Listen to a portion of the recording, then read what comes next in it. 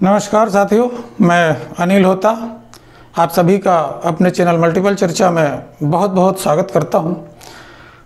साथियों, हमारे पिछले वीडियो में हम ग्राम सभा के संबंध में चर्चा कर रहे थे और उस ग्राम सभा के प्रथम भाग में, पहले भाग में हम लोगों ने ग्राम सभा के संबंध में प्लस उसके जो बैठकें हैं, अलग अलग बैठकें हैं, उनके संबंध में, उसकी बैठकों के समय सूचना की जो रीति या उसका क्या तरीका होता है उसके संबंध में और उससे संबंधित कुछ अन्य बातों पर हम चर्चा कर रहे थे।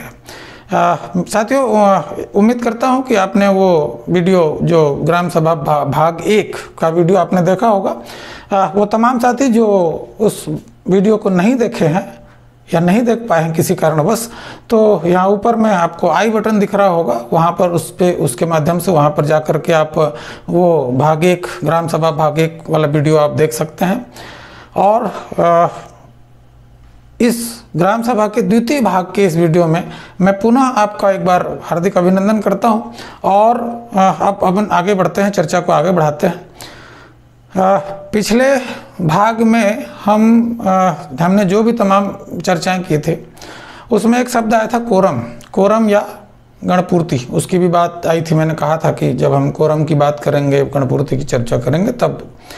तो आगे बढ़ाते हुए हम ग्राम सभा के कोरम या गणपूर्ति के संबंध में हम बात कर रहे हैं। ये आपको दिख रहा होगा, ग्राम सभा की बैठक का कोरम। आप देख पा रहे हैं कि बैठक में सदस्यों की जरूरी उपस्थिति को कोरम या गणपूर्ति कहते हैं। साथियों, कोरम या गणपूर्ति जो लोग इस शब्द को, इस टर्म को सुने हैं, थोड़ा बहुत जानते हैं, उनके लिए तो ठीक है। जो नहीं सुने हैं या पहली बार सुन रहे हैं उनके लिए हो सकता है ये शब्द नया हो। एक लाइन में हम इसको समझ सकते हैं कि कोरम या गणपूर्ति उस न्यूनतम संख्या को कहते हैं जो कि आवश्यक होती है किसी, जैसे ग्राम सभा की बैठक की हम बात कर रहे हैं, उस बैठक को आगे बढ़ाने के लिए एक मिनिमम संख्या, एक न्यूनतम संख्या निर्धारित की गई है कि कम से कम इतने लोग अगर आ जाते हैं, कम से कम इतने लोग अगर उपस्थित हो जाते हैं उस बैठक में, तो फिर हम उस बैठक की प्रक्रिया को आगे बढ़ा सकते हैं। ऐसा करके एक न्यूनतम संख्या निर्धारित की गई है। उस न्यूनतम संख्या को ही हम कोरम या गणपूर्ति कहते हैं। ठीक है, आगे देखते हैं। ये देखिए, अच्छा, इसमें दो चीज दिख रहा होगा साथियों आपको। एक दिख रहा है सामान्य क्षेत्र में, दूसरा दिख रहा है अनुसूचित क्षेत्र में। पहले इसको एक एक लाइन जो दिया है उसको पढ़ लेते हैं, फिर समझेंगे। सामान्य क्षेत्र के लिए आप देख पा रहे हैं कि ग्राम सभा के कुल सदस्यों का 1/10 या 1/10 या 10% या इससे अधिक होना चाहिए। दूसरा, इसमें से भी कम से कम 1/3 महिला सदस्यों की उपस्थिति आवश्यक है। ये सामान्य क्षेत्र के लिए। अनुसूचित क्षेत्र या आदिवासी क्षेत्र लिखा है, उसके लिए क्या है, ग्राम सभा के कुल संख्या के 1/3 या 1/3 से कोरम पूरी होगी, जिसमें से कम 1/3 महिला जरूर हो। ठीक है, इसमें हम क्या देख रहे हैं कि दो क्षेत्र दिया, सामान्य क्षेत्र और अनुसूचित क्षेत्र है। ठीक है, इसको अगर थोड़ा सा मैं एक लाइन और कह दूं, जैसे दो क्षेत्रों में दो क्षेत्र होते हैं, अगर आपको पता होगा या आपने सुना होगा, जानते होंगे, तो सामान्य क्षेत्र और अनुसूचित क्षेत्र। इसको अनुसूचित क्षेत्र, गैर अनुसूचित क्षेत्र ऐसा भी कहते हैं। अनुसूचित क्षेत्र को कुछ लोग आदिवासी क्षेत्र के नाम से भी जानते हैं। अनुसूचित क्षेत्र को ही कुछ लोग पेशा क्षेत्र के रूप में जानते हैं, अधिसूचित क्षेत्र के रूप में जानते हैं। तो इस तरह से कई नाम है। अच्छा, कुछ लोग इसको टीडी ब्लॉक भी कहने लगते हैं, वैसा भी उस रूप में भी जानते हैं। सीडी ब्लॉक यानी community development block, TD block मतलब ट्राइबल डेवलपमेंट ब्लॉक, ऐसा भी जानते हैं। सीडी ब्लॉक या कम्युनिटी डेवलपमेंट ब्लॉक या सामुदायिक विकास खंड या सामान्य विकास खंड, सामान्य क्षेत्र।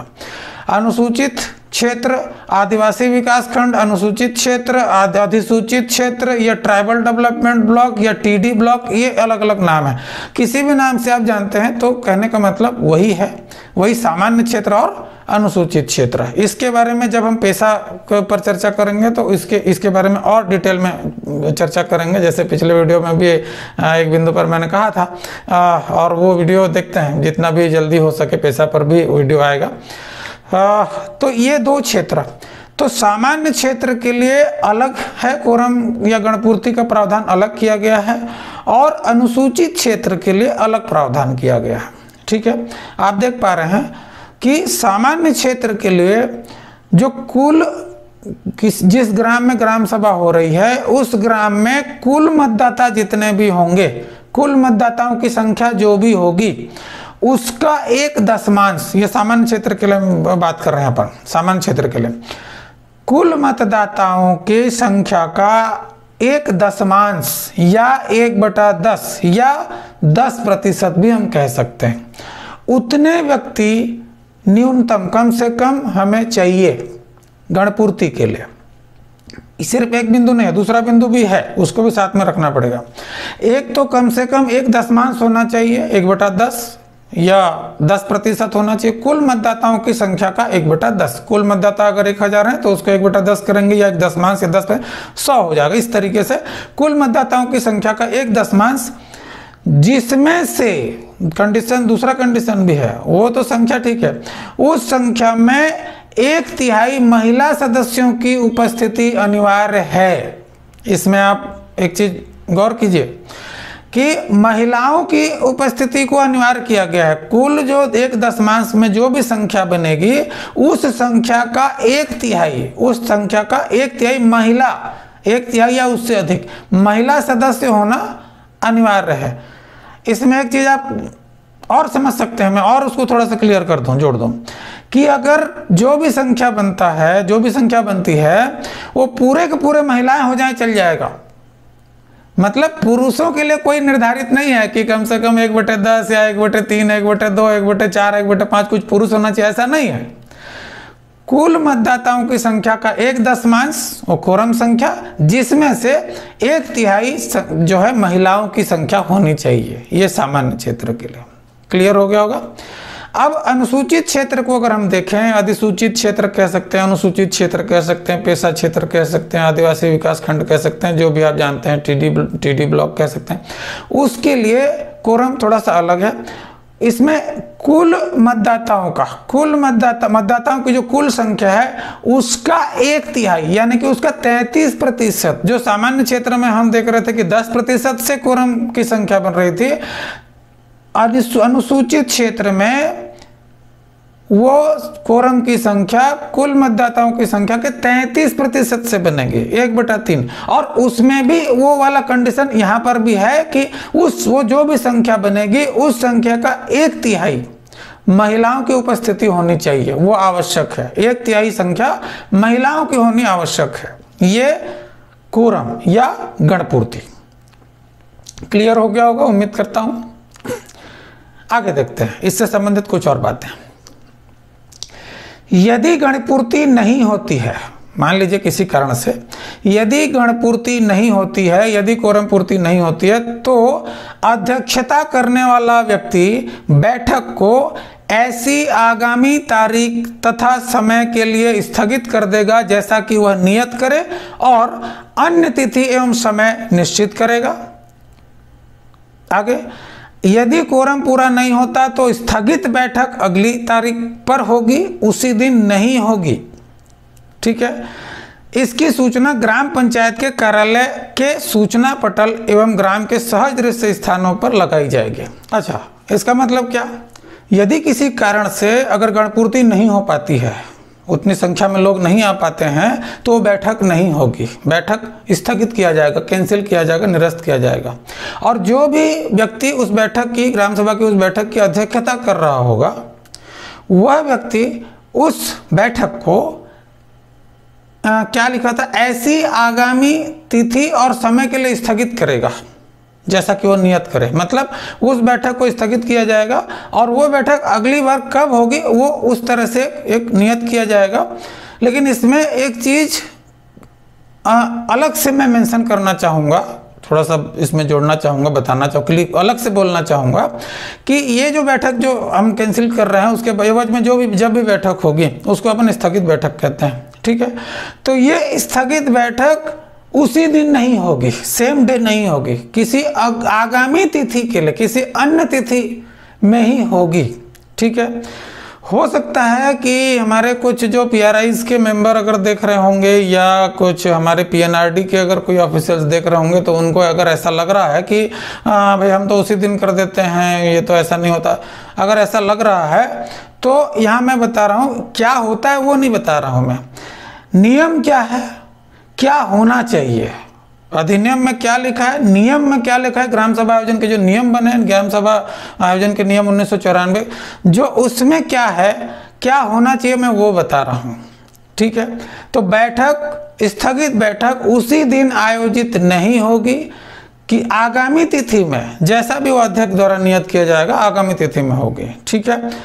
इसमें अगर आप देखना चाहें तो सीधा सीधा आप क्लियर देख सकते हैं पंचायत राज अधिनियम की धारा 6 की उपधारा 2 के खंड ख में ये क्लियर मेंशन है कि वो आगामी तिथि में ही होगी स्थगित बैठक, ठीक है। अच्छा, जो स्थगित बैठक के लिए जो भी नियत किया जाएगा कि वो बैठक आज कैंसिल किया गया तो फिर अगली वो बैठक अगली कब होगा, कौन सी तारीख को, कौन सी तिथि को, कौन से समय को, वो जो भी नियत किया जाएगा उसकी एक अलग से सूचना ग्राम पंचायत के मुख्यालय पे और जो भी ग्राम है उसके ग्राम के अलग अलग जो सहज दृश्य जगह है वहाँ पर भी उसकी अलग से सूचना चस्पा की जाएगी, अलग से सूचित किया जाएगा, ठीक है। आगे बढ़ते हैं। ऐसी स्थगित बैठक के लिए गणपूर्ति आवश्यक नहीं होगी। स्थगित बैठक के आयोजन के समय किसी नए विषय पर विचार नहीं किया जाएगा। ये दो चीज़ें, पहले इस दो चीज़ों को देख लेते हैं। इस तरह की जो स्थगित बैठक होगी, मतलब जो बैठक स्थगित किया जाएगा, स्थगित बैठक जो दोबारा आयोजित किया जाता है उसको स्थगित बैठक कहते हैं। ऐसी स्थगित बैठक में एक तो गणपूर्ति की आवश्यकता नहीं है, लेकिन कंडीशन ये है, गणपूर्ति तो आवश्यक नहीं है, दोबारा जब स्थगित बैठक करेंगे तो कंडीशन ये है कि इस स्थगित बैठक में हम एक कोई नया विषय नहीं ला पाएंगे। मतलब जो पिछले जो बैठक रद्द हुआ था गणपूर्ति के अभाव में, उसके एजेंडा पॉइंट में जो जो विषय हमने रखा था उन्हीं विषयों पर ही चर्चा हो पाएगी। इसके लिए मान लीजिए 2 दिन बाद ये बैठक स्थगित बैठक हो रही है तो उस 2 दिन में अगर कोई हम नया विषय हम सोच रहे हैं कि जोड़ देंगे, नहीं, स्थगित बैठक में गणपूर्ति आवश्यक नहीं है, लेकिन कंडीशन ये कि उस स्थगित बैठक में हम कोई भी नया विषय नहीं ले पाएंगे। जो हमारे उस बैठक में जो एजेंडा में जितने विषय सम्मिलित थे उतने ही विषयों पर चर्चा हो पाएगी। अच्छा, एक और महत्वपूर्ण बिंदु आगे देखिए, देखिए कि परंतु, थोड़ा बड़ा करके बताया गया है, परंतु ये वार्षिक कार्य योजना, हितग्राहियों का चयन, वार्षिक बजट, लेखा संपरीक्षा प्रतिवेदन एवं वार्षिक लेखा तथा प्रशासनिक रिपोर्ट, इनके बारे में गणपूर्ति होने पर ही कोई संकल्प पारित किया जा सकेगा, ठीक है। ये कुछ विषय आपको बताया गया कि इन विषयों पर अगर चर्चा करनी है तो ऐसे के लिए गणपूर्ति होना आवश्यक है, ठीक है। आगे बढ़ते हैं। कोरम के संबंध में सरपंच एवं पंचों की जिम्मेदारी, ये एक बहुत ही महत्वपूर्ण चीज यहाँ पर आपको देखने को मिल रहा है कि पंचायत राज अधिनियम की धारा 6 की उपधारा 2 क और उपधारा 3 के अनुसार ये वहाँ पर मेंशन है क्या कि ग्राम सभा की बैठकों में गणपूर्ति करने का उत्तरदायित्व तो उनके निर्वाचित क्षेत्रों के अनुसार सरपंच एवं पंच की होगी, उन दोनों उनका उत्तरदायित्व होगा। और ग्राम सभा की लगातार 3 बैठकों में गणपूर्ति नहीं होने पर संबंधित पंच या सरपंच को नोटिस दिया जाएगा तथा आगामी 2 ग्राम सभा में गणपूर्ति करने का अवसर दिया जाएगा। फिर भी गणपूर्ति न होने की स्थिति में संबंधित पदधारी के विरुद्ध पद से पृथक करने की कार्रवाई की जाएगी। ये ऐसा नियम। अच्छा, इसको अपन थोड़ा सा समझते हैं। गणपूर्ति हमने देखा, गणपूर्ति की आवश्यकता देखी। अच्छा, गणपूर्ति या कोरम पूरा कराने का जो उत्तरदायित्व है वो पंचायत राज अधिनियम के मुताबिक, जैसा हमने देखा धारा 6 की उपधारा 2 का और उपधारा 3 के मुताबिक ये हम जो प्रावधान उसको देख रहे हैं कि इन गणपूर्ति या कोरम पूर्ति करने का जिम्मा सरपंच और पंच को दिया गया है। पूरे ग्राम पंचायत या एक से अधिक वार्ड की अगर ग्राम सभा हो रही है तो उस ग्राम सभा में ग्राम सभा की पूरी कोरम पूरा करने का जिम्मा वो सरपंच को जाएगा, और अपने अपने वार्डों से जो कोरम पूरा होना चाहिए, वार्डों से कोरम पूरा कराने का जिम्मा उनका उसका उत्तरदायित्व तो पंचों का होगा। ये अधिनियम में प्रावधान है। ठीक है, मतलब ग्राम पंचायत की जो ग्राम सभा होगी, यानी कि एक से अधिक वार्ड की अगर ग्राम सभा हो रही है तो उस ग्राम सभा की कुल कोरम संख्या पूरा करने का जिम्मा उसका उत्तरदायित्व सरपंच का, और अपने अपने वार्डों का जो कोरम, वार्डों में जो भी संख्या है उनका जो कोरम पूरा कराने का जिम्मा वो पंचों का होगा।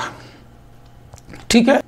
अच्छा, ये तो उत्तरदायित्व और जिम्मेदारी कोरम पूरा करने का उत्तरदायित्व की बात हुई। अगर नहीं होता है कोरम पूरा तो क्या? प्रावधान ये है कि यदि ग्राम सभा की लगातार 3 बैठकों में अगर कोरम पूरा कराने में असमर्थ होते हैं सरपंच या पंच, ग्राम सभा की लगातार 3 बैठकों में अगर कोरम पूरा करवा पाने में असमर्थ होते हैं, अक्षम होते हैं, तो उनको पहले तो नोटिस दिया जाएगा। इस उपलक्ष्य में विशेष अवसर पे उनको पहले नोटिस दिया जाएगा, और नोटिस में ये कहा जाएगा कि अगले 2 बैठकों में, ग्राम सभा की आगामी 2 बैठकों में आप कोरम पूरा करवाइए। मतलब आगामी 2 बैठकों में कोरम पूरा करवाने का उनको मौका दिया जाएगा, अवसर दिया जाएगा। अगर उसमें भी अगर वो कोरम पूरा करवाने में असमर्थ होते हैं, सक्षम नहीं हो पाते हैं, तब फिर प्रावधान ये है कि उन्हें पद से पृथक करने की भी कार्रवाई की जा सकती है। अब ये होगा कैसे? अभी तक हुआ नहीं है, मेरी जानकारी में आज तक ऐसा कहीं नहीं हुआ है, लेकिन होगा कैसे? जो ग्राम पंचायत में अगर लगातार 3 ग्राम सभा के लगातार 3 बैठकों में अगर कोरम पूरा नहीं होता है तो ग्राम पंचायत में जो सचिव है, ग्राम पंचायत का सचिव है, सचिव को उसकी सूचना अनुविभागीय अधिकारी को देनी चाहिए, और अनुविभागीय अधिकारी से फिर एक सूचना निकलेगा, एक नोटिस निकलेगा संबंधित सरपंच या पंच के लिए कि वो आगामी 2 बैठकों में कोरम पूरा करवाए। अगर वो नहीं करवा पाता है तो फिर नतीजतन उस पर पद से पृथक करने की भी कार्रवाई की जा सकती है। ये प्रावधान है धारा 6 की उपधारा 3 में के तहत ये अपन प्रावधान देख सकते हैं, आप भी देख सकते हैं। ठीक है, आगे बढ़ते हैं। बैठक की अध्यक्षता, जो अभी थोड़ी देर पहले हम बात कर रहे थे बैठक की अध्यक्षता करने वाला व्यक्ति, तो बैठक की अध्यक्षता देख लेते हैं। यहाँ पर भी आपको 2 चीज़ें दिख रही हैं, सामान्य क्षेत्र और अनुसूचित क्षेत्र या वही आदिवासी क्षेत्र लिखा है। दोनों क्षेत्र के लिए अलग अलग क्लियर अलग अलग प्रावधान है। ये काफ़ी महत्वपूर्ण है। बहुत सारे इस यहाँ से कई सारे एग्जाम्स में इससे यहाँ से किसी तरीके से क्वेश्चन बनाए जाते हैं। तो सामान्य क्षेत्र पे अपन देखते हैं, अनुसूचित क्षेत्र में अलग अलग प्रावधान क्या है कि ग्राम पंचायत का सामान्य क्षेत्र में ग्राम पंचायत का सरपंच बैठक की अध्यक्षता करेगा। यदि सरपंच अनुपस्थित है तो उप सरपंच अध्यक्षता करेगा, और यदि सरपंच और उप सरपंच दोनों ही अनुपस्थित हैं किसी कारण से, तो उपस्थित सदस्य जो हैं, जितने भी उपस्थित सदस्य हैं उस ग्राम सभा की बैठक में, वो लोग अपने में से किसी व्यक्ति को जो उस बैठक में उपस्थित है बहुमत से के आधार पर अध्यक्ष चुन सकते हैं। अध्यक्ष चुनेंगे और वो व्यक्ति उस ग्राम सभा की बैठक की अध्यक्षता करेगा। ये क्लियर है, बड़ा सामान्य है कि जो भी ग्राम पंचायत का सरपंच है वो अध्यक्षता करेगा, सरपंच नहीं है तो उप सरपंच अध्यक्षता करेगा, और यदि उप सरपंच भी नहीं है, दोनों अनुपस्थित हैं, तो जो लोग हैं वो अपने में से किसी को अध्यक्ष चुन लेंगे, वो अध्यक्षता करेगा। ये सामान्य क्षेत्र के। अनुसूचित क्षेत्र का देखते हैं। अनुसूचित क्षेत्र में एक चीज क्लियर हमको समझना चाहिए कि पंचायत का कोई भी व्यक्ति, पंचायत मतलब सरपंच, उप सरपंच या पंच, इनमें से कोई भी व्यक्ति बैठक की अध्यक्षता नहीं करेगा। सरपंच या उप सरपंच या पंच किसी के द्वारा भी अध्यक्षता नहीं की जाएगी। दूसरा, बैठक में उपस्थित तो कौन करेगा?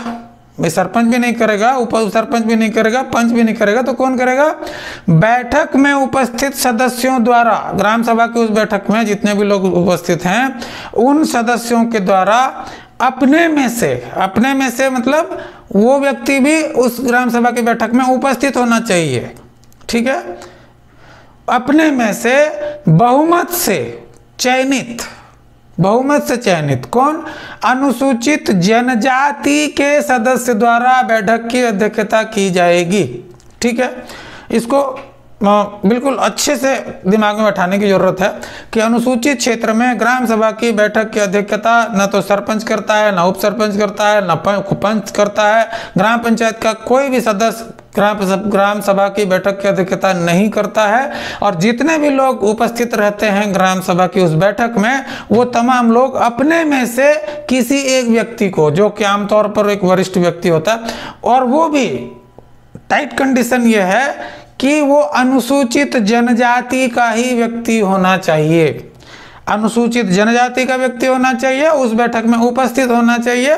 ऐसे व्यक्ति को तमाम उपस्थित सदस्यों के द्वारा बहुमत से जो चयनित किया जाएगा, निर्वाचित किया जाएगा, वो व्यक्ति उस दिन के लिए, उस एक बैठक के लिए अध्यक्षता करेगा, ठीक है।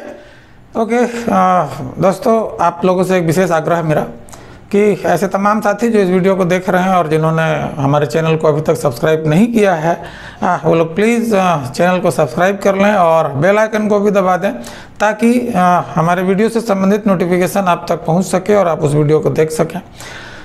और साथियों, अगर वीडियो थोड़ा बहुत पसंद आ गया हो तो लाइक भी कर सकते हैं, अपने दोस्तों में शेयर भी कर सकते हैं। दोस्तों, इसमें ग्राम सभा के इस जो हमारा वीडियो चल रहा है, इसमें कुछ बातें बची हुई हैं, जैसे कि ग्राम सभा की शक्तियां और कार्यदायित्व और इससे संबंधित कुछ और अन्य तथ्य भी हैं। लेकिन साथियों, इस वीडियो को हम यहाँ पर विराम देते हैं और जो बची हुई चीज़ें हैं उसको हम अगले भाग में कवर करेंगे। वीडियो को अंत तक देखने के लिए आप सबका बहुत बहुत धन्यवाद और अगले भाग में आपसे पुनः मुलाकात होगी। तब तक के लिए आप सभी का बहुत बहुत धन्यवाद। जय हिंद, जय छत्तीसगढ़।